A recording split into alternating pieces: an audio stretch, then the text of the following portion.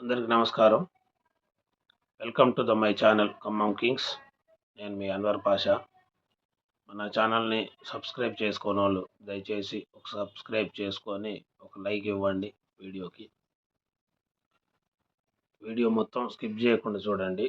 ఈరోజు ఇంపార్టెంట్ విషయం, మన India team cricket team test మ్యాచ్లు సిరీస్ ఓడిపోయింది. దాని గురించి క్రికెట్కు అంటే నిన్న జరిగిన టెస్ట్ సిరీస్లో నిన్న మ్యాచ్ ఓడిపోవడం, 145 పరుగులకి ఆల్అవుట్ కావడం అనేది చాలా బాధాకరం.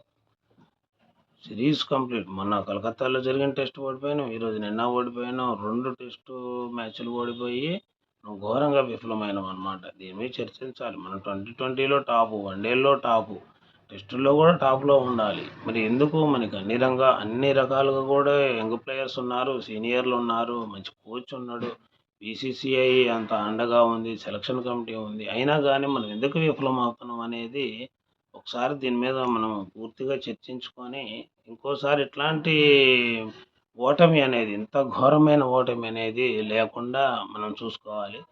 మనం 25 సంవత్సరాల క్రితం అన్సిక్రో అనే నాయకత్వంలో ఇండియాలో పర్యటించింది ఒకసారి సౌత్ ఆఫ్రికా. అప్పుడు సేమ్ ఇదే సిచ్యువేషన్. 2 టెస్టులు 2 ఓడిపోయినాం. అప్పుడంటే ఇంత బలంగా లేదు. సీనియర్లు ఉన్నారు కానీ ఇప్పుడున్న అంత టెక్నాలజీ, ఇప్పుడున్నంత బలంగా టీం లేదన్నమాట. ఎందుకు వైఫల్యం చెందుతున్నారు మన మన క్రికెటర్స్ అని చెప్పని దీని మీద సుదీర్ఘంగా మనం దీని మీద చర్చించుకోవాల్సిన అవసరం ఉంది. ప్లేయర్స్ కూడా కోఆర్డినేషన్ ఉండాలి. బీసీసీఐ దీని మీద దృష్టి సారించి మనకి టెస్ట్లో కూడా మనం తిరుగులేదు. వన్డేల్లో 2020లో ఎలాగైతే మనం ఒక తిరుగులేని శక్తిగా మనం ఉన్నామో, టెస్టుల్లో కూడా మన ఇండియాకి తిరుగులేదు అని చెప్పని దాని మీద మంచి ఇది రావాలి.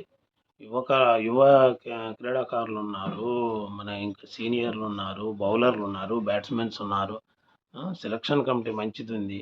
దీని మీద ఒకసారి అధ్యయనం చేయాలని చెప్పి, రీసెంట్గా మహిళలు కూడా వరల్డ్ కప్ గెలవడం అనేది ఎంత శుభపరిణామం, మనకి ఎంత ఆశాజనకం. అలా ఉన్న టైంలో, మనం అంత సంతోషంగా ఉన్న టైంలో ఇలా జరగటం, ఈ టెస్టు సిరీస్ అనేది ఓడిపోవటం అనేది చాలా బాధాకరం. దీని మీద అధ్యయనం చేసి ముందు ఇట్లా జరగకుండా మన ఇండియాని ముందు ఉండి నడిపించే రీతిలో ఉండాలని చెప్పని దీని మీద బీసీసీఐ కానీ క్రికెట్ సీనియర్లు పెద్దలు దీని మీద ఆలోచన చేయాలని చెప్పని కోరుకుంటున్నా. నమస్కారం.